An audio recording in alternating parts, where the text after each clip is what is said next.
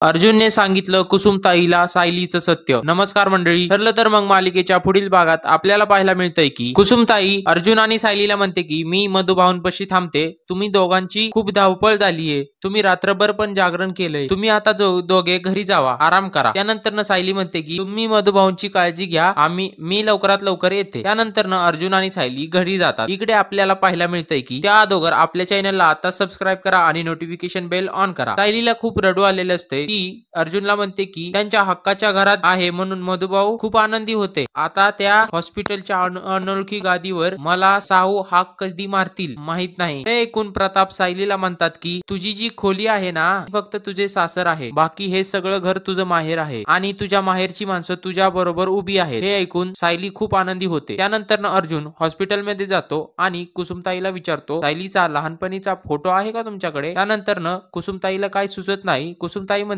अचानक तुम्हाला सायलीच्या बारक्यापणीचा फोटो का बघायचा आहे. अर्जुनला खूप टेन्शन येतं. अर्जुन तिथून निघण्याचा प्रयत्न करत असतो पण कुसुमताई त्याला अडवते आणि म्हणते खरं खरं सांगा मला काय झालंय अर्जुन सर. तेवढ्यात अर्जुन म्हणतो की मला कळालंय की सायलीचे आई बाबा जिवंत आहेत. आता पुढे नेमकं काय होईल हे पाहण्यासाठी आपल्या युट्यूब चॅनलला सगळे एपिसोड अपलोड होतात. नक्की एकदा जाऊन बघा.